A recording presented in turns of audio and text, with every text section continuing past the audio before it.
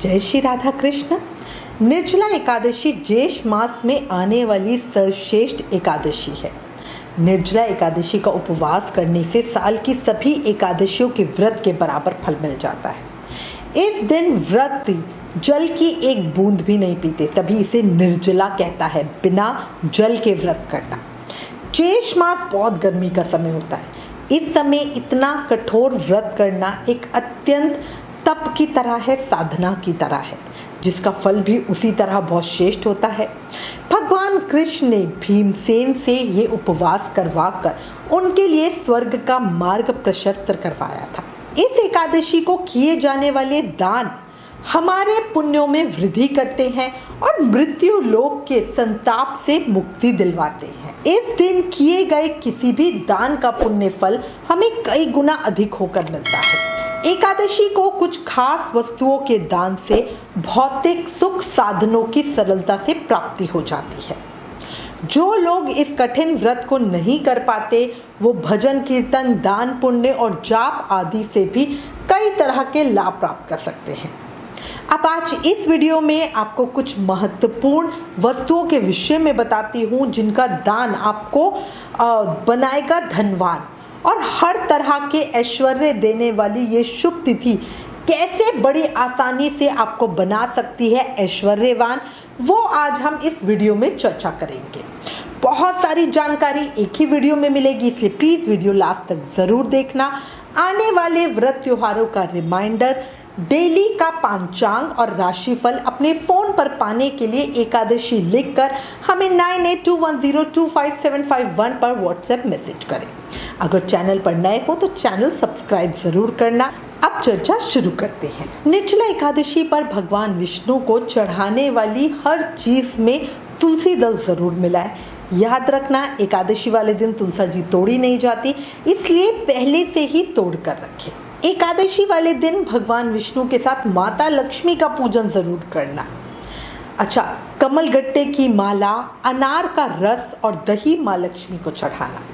ऐसा करने से धन के मार्ग में आने वाली अड़चने दूर होती हैं। अच्छा, आपको पता ही है ज्येष्ठ मास बहुत गर्म दिन होता है और एकादशी तक गर्मी बहुत ज़्यादा होती है।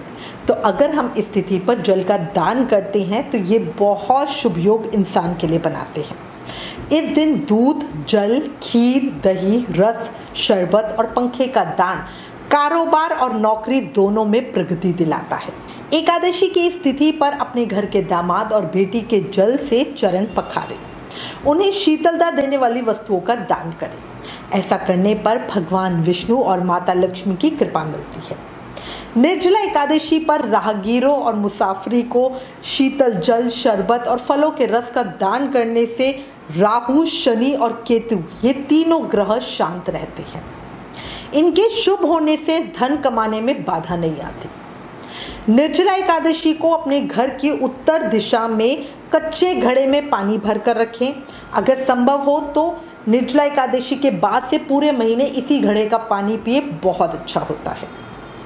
धन निरंतर चलता रहे, झरने की तरह बहता रहे, इसके लिए हम ये उपाय करते हैं। इस दिन व्रत करने वालों को चाहिए कि वो जल से कलश भरे, फिर उसे ढक्कन या सफ़ेद कपड़े से ढककर उस पर चीनी और दक्षिणा रखकर ब्राह्मण को दान जरूर दें। ये दान हम ब्राह्मण को ही करेंगे, याद रखना। दान का सामान निकालते हुए आप ये कहें, संसार सागर से तारने वाले हे देव ऋषिकेश, इस जल से घड़े का दान करने से आप मुझे परम गति की प्राप्ति कराइए। इसमें कलश यानी मिट्टी का मटका, अगर मटका होना चाहिए। अगर मटका नहीं है या मिल नहीं रहा है तो आप पानी की बोतल या सुराही भी ले सकते हैं। अच्छा, उस पर जो सफ़ेद कपड़ा रखना है, कपड़ा एक छोटा सा ही पीस चाहिए, कोई ऐसे बहुत बड़ा नहीं चाहिए। आप चाहो तो बड़ा थान, बड़ा जैसे 1 मीटर का पीस हो वो रख सकते हो, कोई ब्लाउज पीस हो, कोई चुन्नी हो, वो भी ढक के रख सकते हो ताकि आगे किसी के काम आ जाए। उस पर चीनी और दक्षिणा अपनी इच्छा के अनुसार से रख सकते हो। मतलब चीनी का मतलब है, देखो 5.25 किलो भी हो सकती है, 250 ग्राम भी हो सकती है, आपकी इच्छा है कितना दान करना चाहो।